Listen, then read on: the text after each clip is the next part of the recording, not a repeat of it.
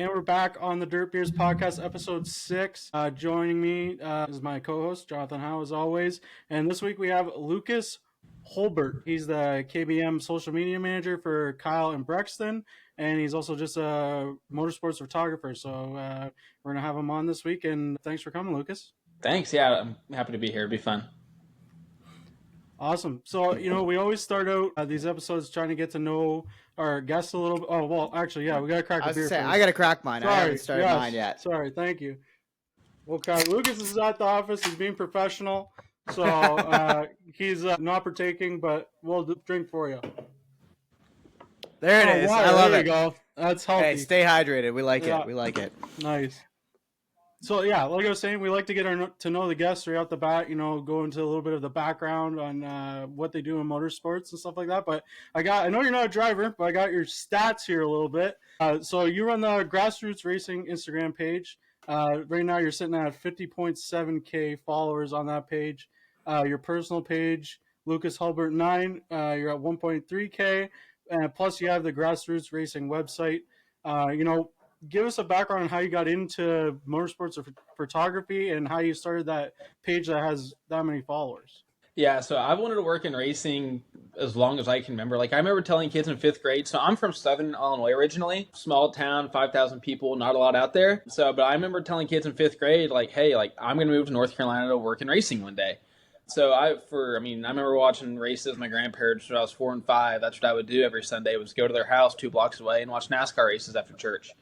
So that's what I did. And so, but yeah, all the way through grade school and high school, I knew what I wanted to do. And then finally in high school, I turned 16. I was like, okay, I want to work in it. And I was very fortunate. I had 2 people from my hometown. One of them is Leah Vaughn. She's a former social media manager for Dirty Mo Media. So she worked closely with Dale Jr. and all them. And then the other person is Scott Kurtz, who's the former shop or fab manager at Penske, and he was there for 25 or 30 years. So I've had them to kind of mentor me, for really most of my life. I've been very fortunate with that. But they told me as soon as I turned 16, hey, if you want to work in racing, you got to start. It doesn't matter where, you have to start. You're not going to be in NASCAR for your first job. So my local track was Wayne County Speedway. They hold the Jason Leffler Memorial every year. Yep. And so that was my home track, and I just finally got in touch with the track owner. I was like, hey, I don't care what I do. I just want to work. So I pumped fuel and checked pit passes and helped out and ran lineups in the tower and made $50 a night. Nice. So that was my first job in racing at 16. Did that all summer, had a blast. And then through that, I met a couple individuals. One was named Dwayne Hewlett. He ran the Hart Non-Wing Micro Series. So through 2020, I started announcing races with him and, and helping out with the Hart races in 2019 as well. But then I really didn't pick up a camera until COVID. So COVID hit, and I was like, I don't know what I'm going to do. I knew I was going to work with Dwayne, but, there for a while, nobody knew what was going to happen. So I knew I was going to help Dwayne whenever he got back racing. And then, so I just started the Grassroots page. Just figured out a name, and I always knew I wanted to go on PR or social. But then, so I started writing press releases about the esports races that were happening. And then through that, I don't remember exactly how I picked up a camera or when it was, but there's a local media company called 357's World of Dirt. I don't know if you guys have heard of them or not. Yep. You're familiar. They were somewhat local, and they reached out and are like, hey, would you like to come out, to Southern Illinois Raceway or Wayne County? We'll give you a camera and you go shoot for us and just learn and help them out. I was like, sure, let's do it. So I had a little Canon Rebel 3 Ti. That's what I learned on. And I never looked back after that. That was the first time I've ever picked up a camera, really. It was summer 2020. So you didn't really need to go through the process of going to photography school and getting in that way. You really got the grassroots, learn on the job experience when it comes to photography and videography. Yeah, they gave me the basic rundown of, hey, here's your shutter and here's your ISO, and figure it out. I really didn't even learn aperture or f-stop until probably last year. So, and really understanding that, and how all that works with lighting and depth. So, yeah, no, I just picked it up and started shooting and figured it out. I knew I didn't want to shoot on auto, so I had to learn on manual. So that's what I did, and it was awesome. So that first gig, working for 357 Dirt, was that a paid thing, or were you just doing it for free? It was purely free. It was, hey, like, I mean, the track was only about an hour 15 from the house. Over Wayne County, it was 22 minutes. So it wasn't too bad. I'd go down there and they had some bigger races at SIR. So, no, it was fun. And at the time, I was 16. I was still, I think, 17, I think. So, I mean, I really didn't care. I was just, in school wasn't going on with COVID. I was like, let's go racing. So I just needed experience and wanted to learn at that point. So I wanted to ask a little bit about, like, since what you've learned shooting race cars, what's become the most important part of it? Is it the actual original shot as a photographer, as a videographer, or is a lot of the magic happening inside the box and what you guys are doing with your editing? I would say you have to have a clear image to start. I mean, you're not going to be able to edit if you don't have a clear image. So I think that's the most important part is understanding how you can do that and being able to do that. It's not super difficult, but things come easier for others. So I think that's as time has gone on, I've learned a lot more about the editing. Probably over the last year, I've learned a lot about the editing of it, and I've had to dive into that to learn and just try different things. So I think that plays a big role in it, a lot larger role than I originally thought. It's like when I first started out, I wouldn't edit much. Like I'd throw some contrast in there, dumb down the highlights, put some highlights in it. Not a lot because I didn't want it to look super fake or manufactured. Now that I understand what I'm doing and what I want, it plays a pretty pivotal role in some of the things to getting the final piece. And I think it's very important to learn, especially as you continue to get more serious about it. Yeah, very cool. I mean, what was that first paid gig that you got? You went from just learning for 357. What was the next step to make a little bit of money on your photos? So I I can't really remember the first time somebody ever bought photos from me. I think it was probably somebody local, around back home, because even like 357, if they bought them off them, that money went to them. So I Yeah. really didn't see that, and I was fine with that. It was their equipment, whatever. Like I just wanted the experience. But honestly, I didn't make a dime in racing until I moved to North Carolina in the spring of 22. And April 7th, 2022, I moved to North Carolina, and I didn't make a dime in racing until that. And still, then I honestly I don't know if anybody ever really paid me for photography. I went to the Chili Bowl in 2020 or whatever the COVID year for Chili Bowl was. I went there, and that's when my first big opportunity in social media was. But then again, I didn't have a camera. I just went and used cell phone photos and used my thumbs for Twitter. Probably not till I got to North Carolina, and yeah, I mean even then again, I didn't have a real camera. My first real camera came in January of 2023. So I've only been using a halfway legit camera for about 2 years now. So building off that kind of, I guess for anybody out there who's maybe trying to get into this social media world of covering racing or even just, photography, filmography, it doesn't really matter in terms of the gear. That's not a limitation to your abilities. No, like honestly, I thought that was everything. It really wasn't much at all. Like, so I remember it was my first semester, I think, at school at Belmont Abbey, and actually KBM, the people I work for now, Kyle Busch Motorsports, like it's different bosses. Like the KBM has changed a lot over like the last year or two, with the sale of the truck team and things like that. But their social guy reached out and was like wanting to hire me. We had a whole interview about doing the same job I am now, working with Brexton a lot and doing some cup races.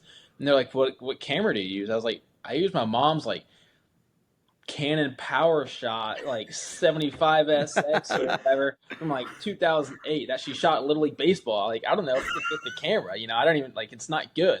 Like it like had some mechanical zoom. It was all auto and sport. I put it on sport mode. That was my manual for that, and Just it throw her worked. in sport mode, And I was baby. like, wow, must not be that bad if they're trying to hire me with that. And so no, That's I just gotta wild. make something average look pretty and kind of roll with it. That's wild. I mean, speaking of the KBM thing, how did that deal? I know you said their social media guy had reached out to you, but how did that whole deal come together? And just walk us through getting hired by a professional racing team to do this. Yeah, so my whole journey, like I mean, I've only been working racing since I was 16, but everything connects in some sort of way. I mean, I could go all the way back to when I was in high school to connect to this. I probably won't. That's a whole nother thing with Chili Bowl, but it all connects. So, but yeah, I'll try and keep this brief. I was working for Ricky Stenhouse Jr. and Converge Media and Riley Herbst I was working for them the second half of 2023 from about June 1st on through the end of last year. I worked for them just creating content on social. It was fun. I really enjoyed it. Loved working with Ricky and Riley. They're great guys. Everybody at Converge is awesome. But I was still an intern, and I graduated college in December a year ago. It's like, I need something full time. So Dakota Hunter, who's my boss and business manager here at KBM, he reached out. I was like, hey, like, we're hiring. I was like, let's do it. So interviewed, and I was glad I got it. It's been so much fun. I've traveled more this year than any time of my life. I think I've been on the road or at a racetrack for 200 days this year. So it's been a lot. That's That is insane. wild. That's Yeah. a lot of time to spend away from home, but that's kind of seems to be a running theme the more we catch up with guys, especially south of the border. I wanted to ask a little bit about, grassroots racing and growing that Instagram following up to over 50,000 followers. Was there tips and tricks? Like, how much did the process evolve in terms of growing an audience for an Instagram channel like that? Yeah. This is So where I need to take notes. yeah.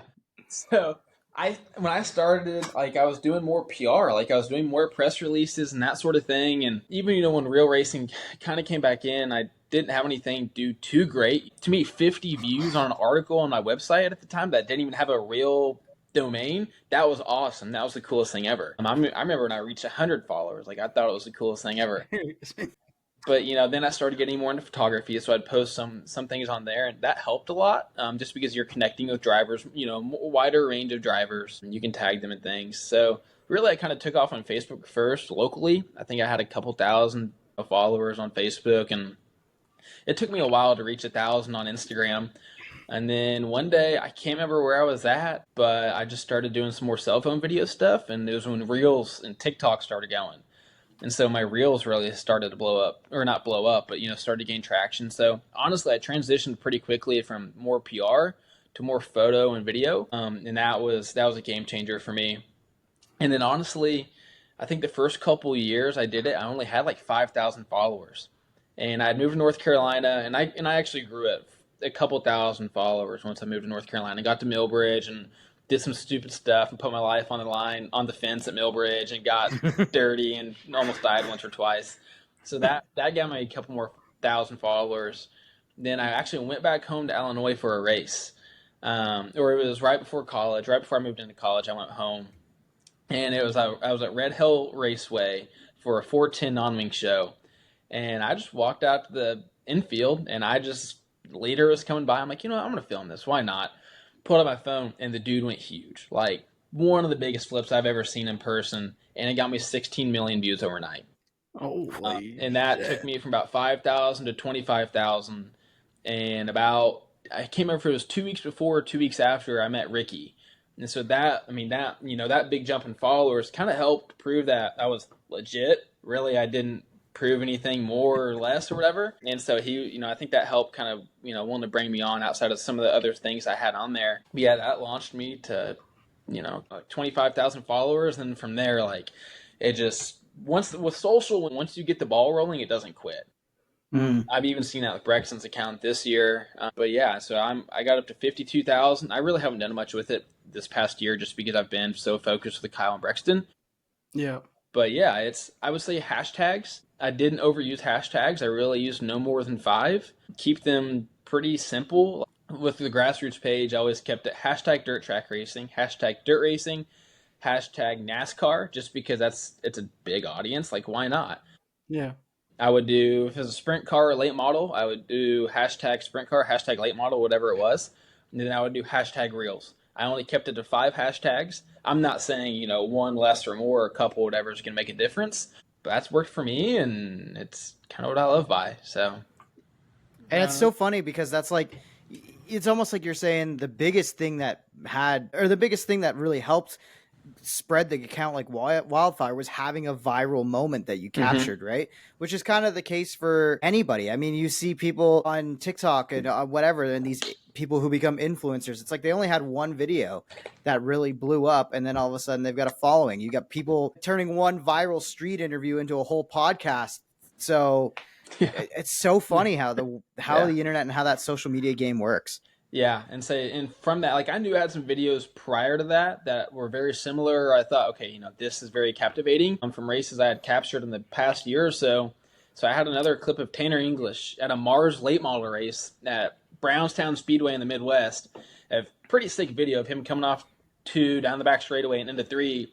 And I posted that I think a week or two later, and it got like, I think at the time it was 200,000 views, which was still a lot. But I posted that video once or twice more, and it's got a couple million views a couple different times.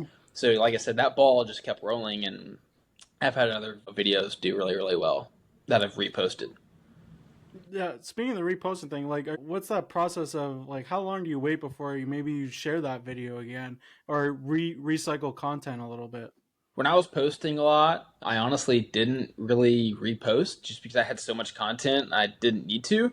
And it was still growing. But like I said, like the last year or two, I didn't post as much just because of work. So I would wait 6 months to a year, depending on how many posts I had in between. If you had to scroll a little bit to see it, I'd repost it. So I might repost some here. I don't know. I got some dome content I need to throw up there. So that was cool. Nice.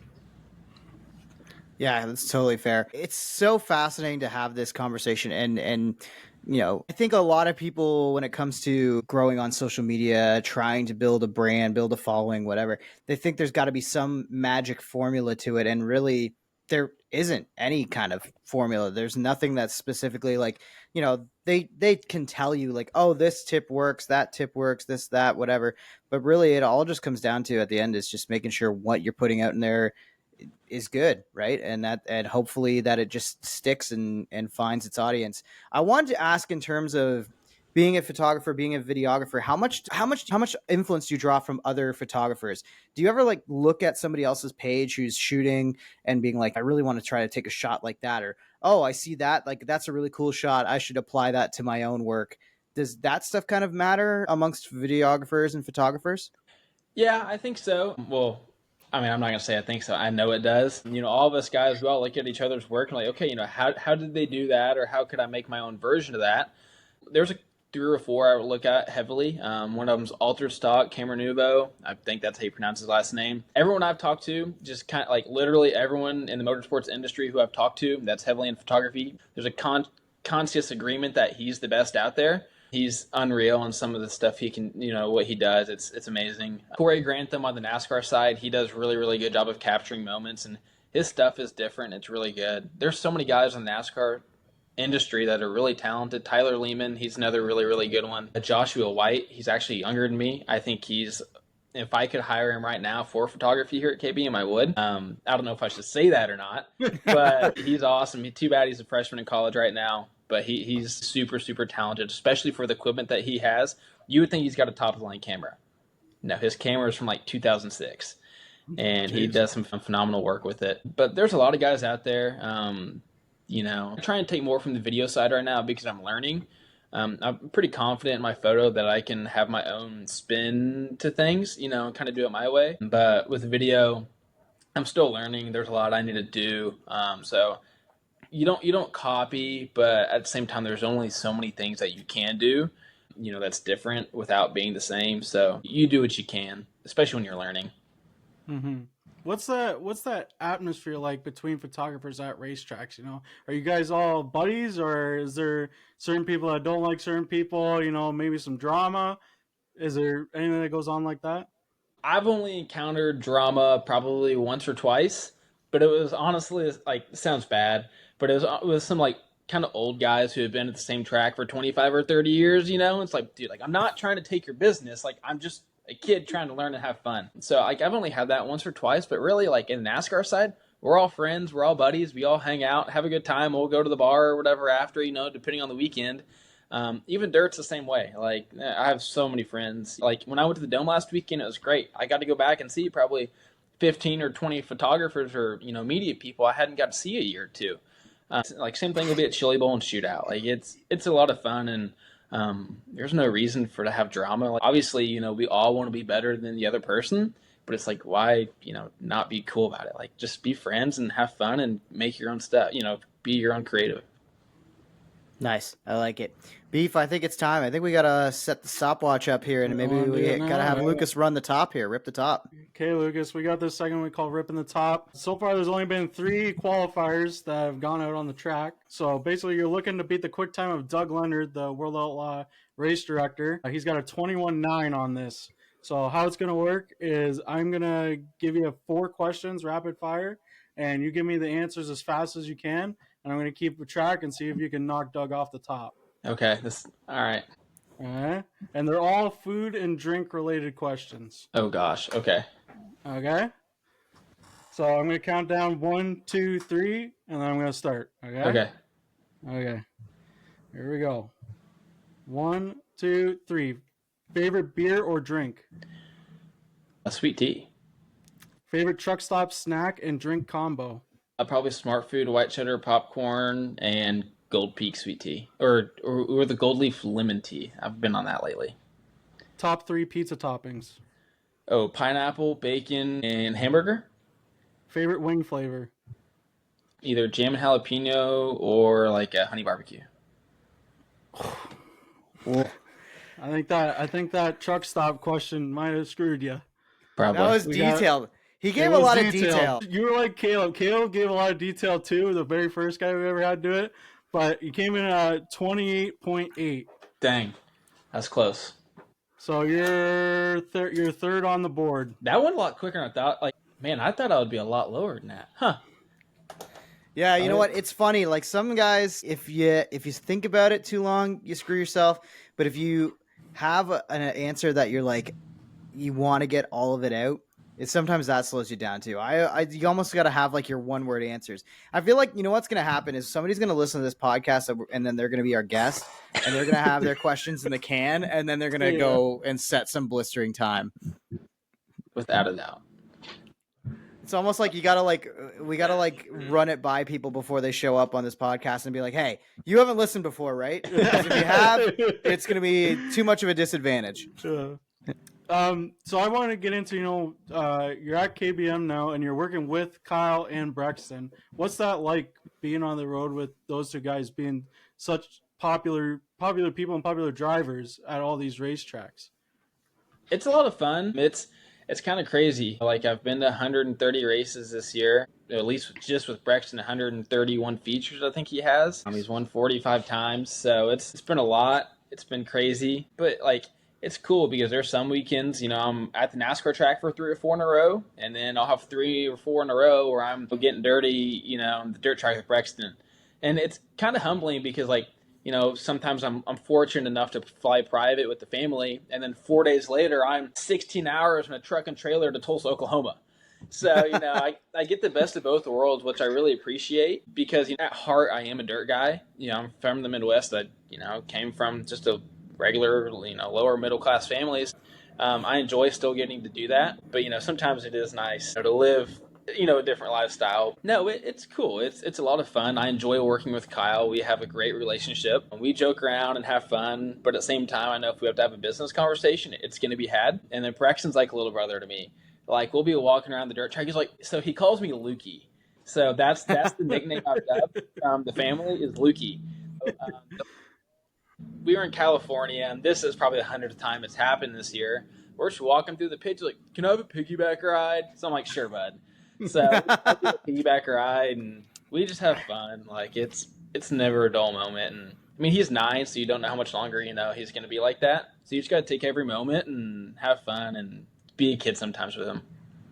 Yeah, for sure. That's great to hear that you're just one of the gang, right? And that's kind of like, I think what you want to hear as well. Sometimes you hear about major stars and their athletes and their whole families and how they treat some of the people. But Kyle's always seemed like a really humble guy, especially for how great he is.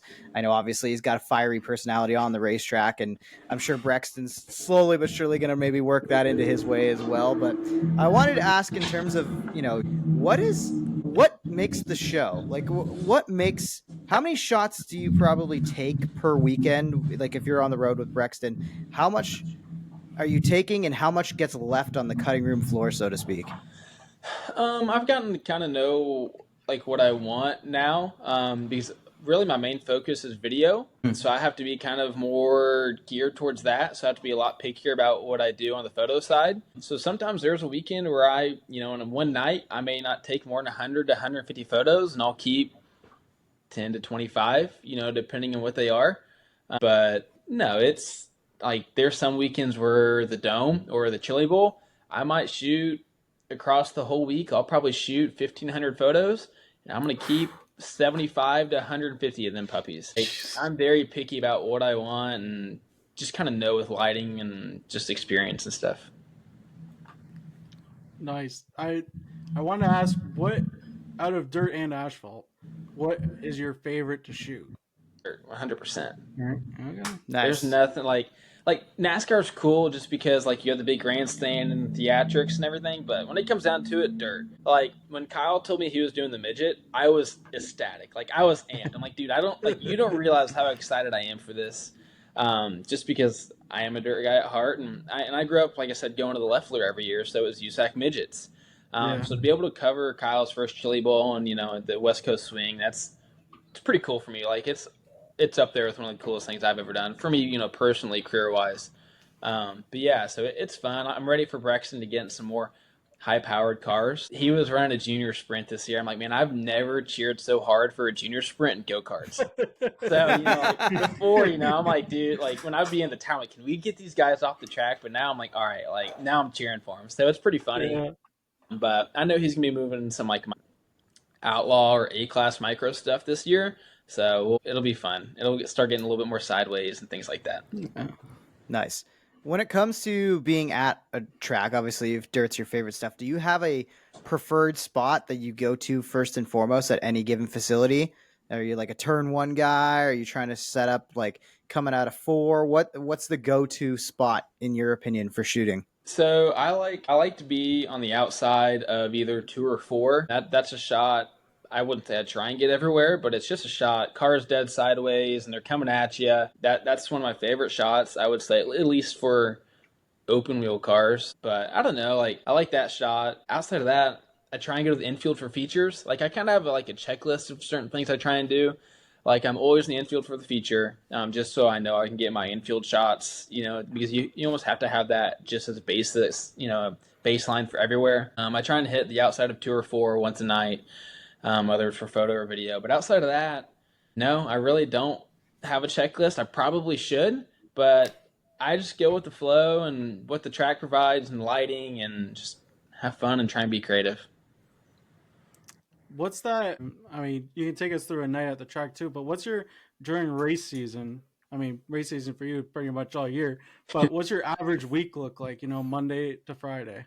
So during the heat of the summer, we were racing, I think, 5 or 6 days a week. Like I think there was one point in time where I was at the track for 12 straight days, or at a track for 12 straight days. Let's say I start Cup weekend, so I'd fly out Friday, so I'd be gone Friday, Saturday, Sunday, or get back Sunday. Then we would race summer shootout on Monday with the Legend car at Charlotte Motor Speedway. Then we're at Millbridge on Tuesdays and Wednesdays.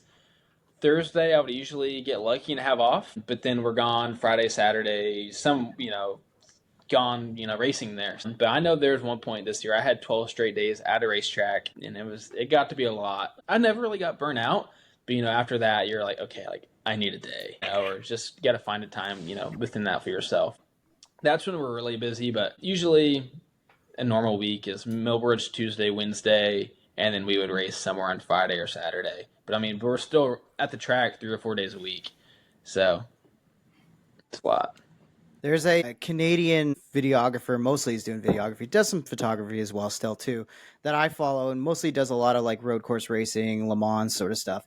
And he absolutely loves the golden hour for a shot. So I got to ask you, do you have a preferred time of day where you're just like, oh, I got to get out there and I got to shoot while the sun is at this point, or the sun's finally gone down. These cars look so good under the night times, lights and everything. What is the preferred time of day to shoot for yourself? So, I mean, golden hour is always great. Not everything's gonna look good. If you know how to do it right and get the lighting and the angles correctly, I think it's up there with some of the best. But believe it or not, I'm more picky about the time of year I mean, I can't control what time of year, obviously, but I'm Yeah. more picky about that than I am anything else.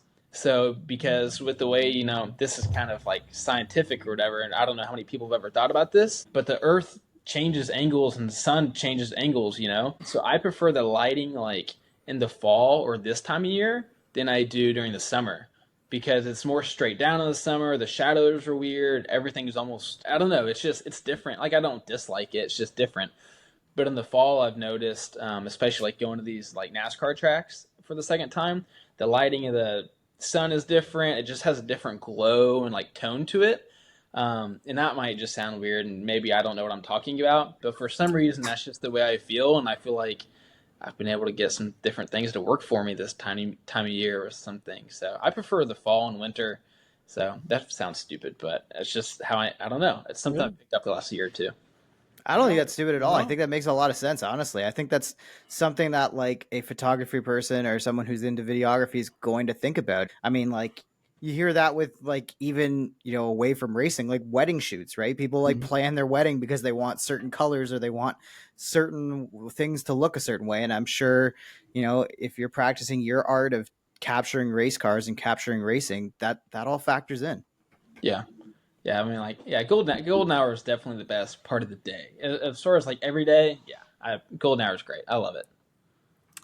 Now, I mean, you've been to so many racetracks now, even just in this short time. Is there any way possible that you could have a favorite that you've been to shoot at? I like Millbridge a lot. Honestly, I Millbridge, get burned okay. out there just because I'm there so much. Yeah. But when I first got here, like that place was brand new to me. I loved it. It was like a playground. They're like, Yeah. just go wherever you want, don't die.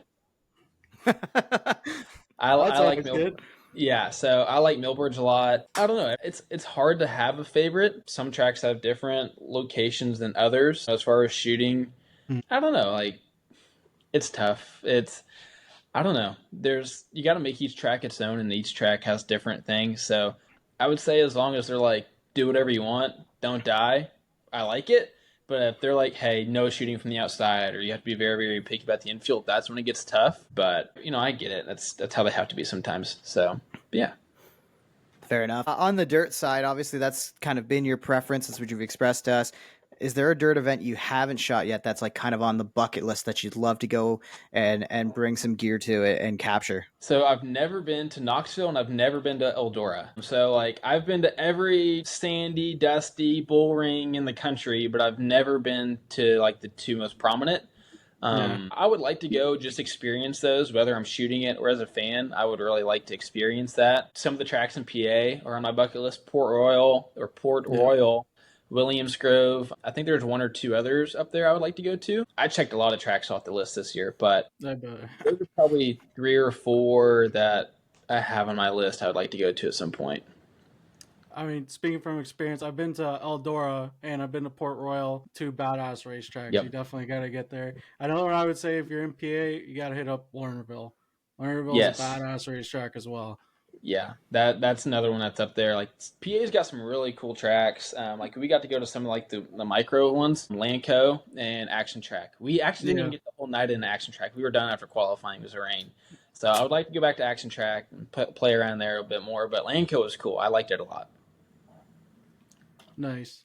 So we're gonna pivot away a little bit from your job, Perfect. and Sounds good. yeah, basically we want to know, like, outside of shooting video, photos, doing social media stuff, what does Lucas like to do as a hobby or interest? Oh, I feel like this is my life at this point to some extent. Usually when I do get the chance to go to a race as a fan, I do it. So I like to be a race fan and hang out. I don't get to do it as much as I would like to anymore, but I enjoy doing it. But like, shoot, even like in Martinsville, I went shot cup practice and qualifying. Well, I had buddies watching the Xfinity race in the stands. I'm like, all right, let's go. So I went up there and hung out with them. So I enjoy doing that. But growing up, I'd go deer hunting with my dad and back home in Illinois. I don't know if he'd ever believe me that I'm saying this, but I miss doing that quite a bit. I miss going deer hunting. Really didn't fish a lot. I don't know. I don't play any video games. I watch sports, I guess, not heavily. I don't watch a lot, but I keep up with it all the time. And baseball, I'm a big Cubs fan. Bears, Bulls, things like that. I don't know. Racing's been my life for a while now. Especially, I've been even more so into it this past year, and I don't have school going on because I've graduated. But yeah, I like to be outdoors and I just hang out. I don't know. I'm a pretty chill guy, so I just enjoy life and hang out and do whatever comes throws at me. Nice. I want to know, this one kind of coming back to racing. This is probably going to be like where we wrap it up. But in terms of being at the racetrack, you mentioned some interactions maybe with older photographers, maybe the old heads at the racetrack. What about fans? Has there ever been a moment where a fan has either, stepped in the way of a shot, bothered you in some way, or even maybe just come up to you and been like, "Hey, I saw your post, or I saw your blog post, or I don't agree with you." Have you ever had that crazy fan interaction yet? I haven't had too many crazy fans. Like I've had some call me out and be like, "Hey, like we've seen your stuff. It's great." I've had some. Most KB fans are pretty cool, especially when you're on his side. They're pretty cool. Yeah. No, most fan interactions are pretty good. I've had some step in front of my shot, but sometimes it helps it. Sometimes it makes it worse. It's just how it goes sometimes. No, most fans are cool. Sometimes I like talking to fans, and just from a incognito perspective, because then I get to be a fan again and act like I don't know anything, and it's fun. I enjoy doing that, so it's cool. Awesome. Well, Lucas, I'm going to give you a second here. If you want to shout out your social medias that you got going on, where can people follow you? Yeah, I mean, you can follow me on Instagram, personal, probably the most entertaining right now. It's Lucas Halbert 9, Halbert. Sorry, I say my last name kind of different. Most people pronounce it, but you can follow the Grassroots Racing news page as well on Instagram or TikTok. But yeah, I don't know. Follow Kyle and Brexton, please do that. Trying to hit 100,000 followers on Brexton's Instagram and Facebook. So I've almost doubled this past year. So we're close. If I can hit by the end of the year, we'll be good. Awesome. Well, we appreciate you coming on, buddy. It was awesome to hear the insight into photographer for a professional race team. Some things that I never even thought of that, being at a dirt track my whole life, I always kind of take for granted, those guys that take the photos on the infield. So it was awesome having you on, and we appreciate it, man. Yeah, thank you guys. It was fun. Got to have conversations I typically don't get to have. So I enjoyed it. It was fun. Thank you guys. Cheers. Thanks for coming on, Thanks, buddy. man.